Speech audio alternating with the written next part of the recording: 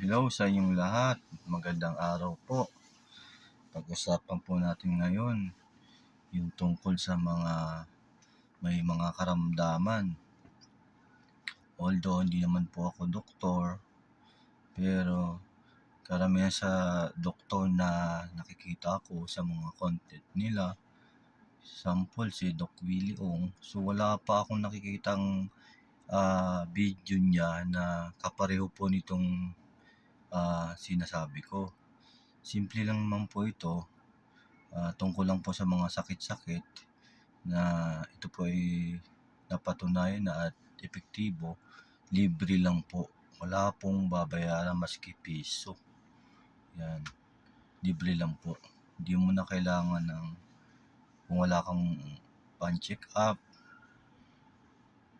kung nakatira ka lang sa province o nakatira ka sa Metro Manila. Pero swerte yung mga nasa probinsya kasi talagang totalis kahit piso wala silang magagastos. Kumbaga yung mga sakit nila magagaling na hindi na kailangan pumunta ng doktor. Napakasimple lang.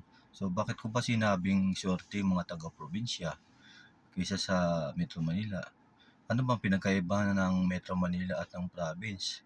Ang Metro Manila kasi alam naman natin na napakaraming mga bahay o building dito. So ibig sabihin wala ka na halos makitang kalupaan dito. Di katulad sa mga probinsya, kadalasan doon maraming mga puno, mga lupa. Yun ang topic natin ngayon. Bakit swerte yung mga taga-probinsya? Kasi nga may lupa. Diyan po tayo kukuha ng gamot. Patay sa pag-aaral po, yung earth grounding na pag-uusapan po natin, earth grounding. Pwede nyo po yan i-search sa Google o panoorin po sa YouTube. May mga video tutorial po dyan, may mga video po, panoorin nyo lang po sa YouTube. O pwede nyo rin po i-research sa Google o kay Meta. Yung pong sinasabi ko ay pawang katotohanan lang po. Yun lang pong gagawin nyo, earth grounding. Search mo lang po yan sa Google, earth grounding, yung paa po natin, kailangan po lagi natin ibababad sa lupa. Siguro mas maganda lalo ay 1 oras na nakababad po yan. Nakaapak ka lang, grounding, kasi kailangan natin ng grounding. 1 oras lang po yan, araw-araw po yan. Para nakakatanggal po yun ng mga stress o kahit may mga cancer ka, kaya po yan pagalingin. Lahat ng iba't ibang uri ng sakit kaya pong pagalingin ng earth grounding.